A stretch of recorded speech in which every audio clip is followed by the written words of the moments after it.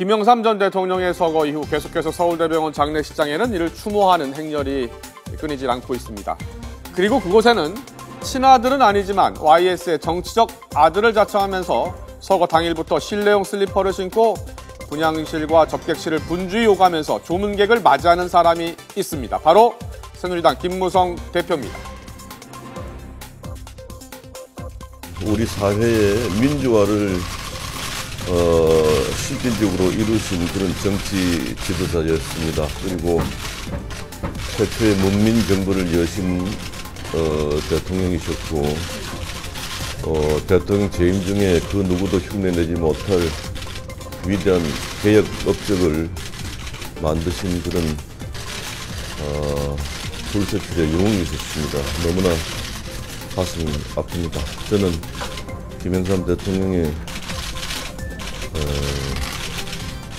정치적 아들입니다. 그래서 본인 가시는 길에 정성을 다해서 잘 모시도록 하겠습니다. 그런 아들이라고 말씀하셨는데 그럼 상주 역할을 하시는 건가요? 그렇습니다. 그게 다 상주입니다. 네, 그렇다면 김무성 대표, YS와 어떤 관계이길래 YS의 정치적 아들을 자처하면서 지극정성으로 상주 역할을 하고 있는 걸까요? 자, YS와 김무성 대표와의 인연은 깊다고 할 수 있습니다. 김무성 대표를 정치적으로 발탁을 했던 사람이 바로 김영삼 전 대통령이었습니다. 김영삼 전 대통령과 김무성 대표의 부친과의 관계도 깊다고 합니다. 김무성 대표의 선친인 김용주 씨가 1960년 원내대표를 지낼 당시에 김영삼 전 대통령이 원내 부총무를 지내기도 했습니다. 네, 이 사진을 보시면요. 1987년 60 민주항쟁 당시에 김영삼 전 대통령 오른쪽 두 번째 김무성 대표의 이 모습을 볼 수가 있습니다.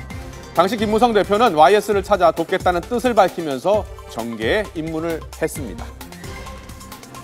그 이후로 한 차례 공천을 못 받기는 했지만 김영삼 전 대통령 시절 김 대표는 청와대 민정수석 비서관으로 최연소 내무부 차관으로 발탁된 인연이 있습니다.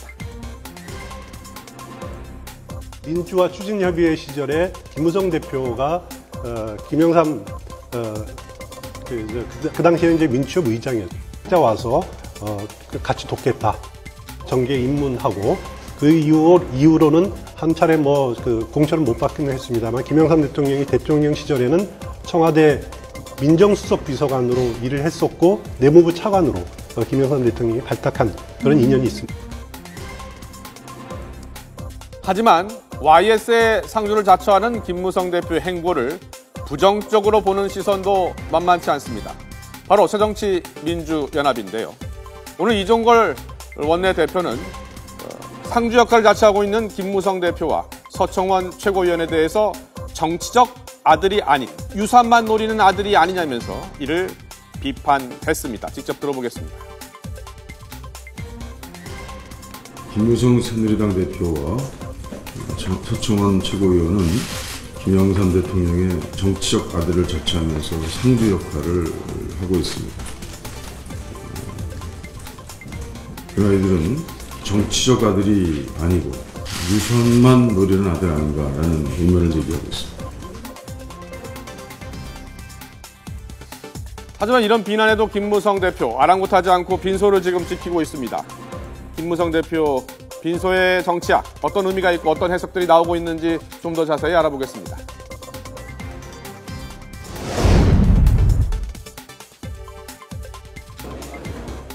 김영삼 전 대통령의 빈소에서 주목할 만한 부분은 YS의 차남 김현철 씨와 김무성 대표가 상주로서 나란히 서 있는 모습입니다.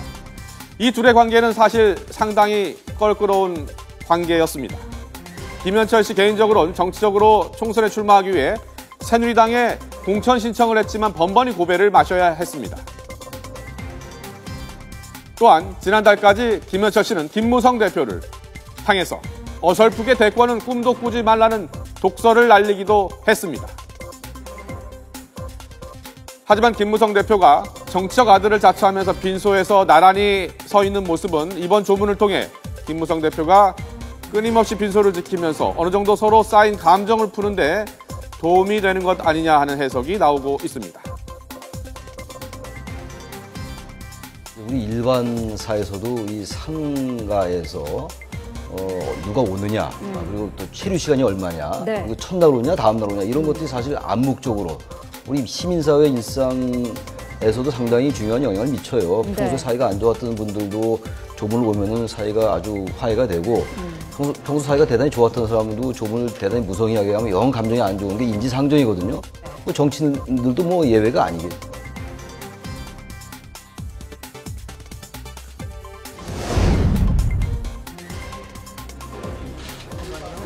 최근 새누리당은 친박과 비박계 간의 총선, 공천 갈등을 겪으면서 TK 물갈이설이 돌기도 했습니다. 하지만 이런 물갈이설과 당내 공천권 주도권 잡기 싸움에서 김무성 대표로서는 YS의 조문 정국으로 일단 시간을 벌게 됐다고 볼 수 있습니다. 때문에 최근 수에 몰린 당내 공천권 전쟁을 반전시키는 데 영향을 주는 것 아니냐는 분석도 나오고 있습니다.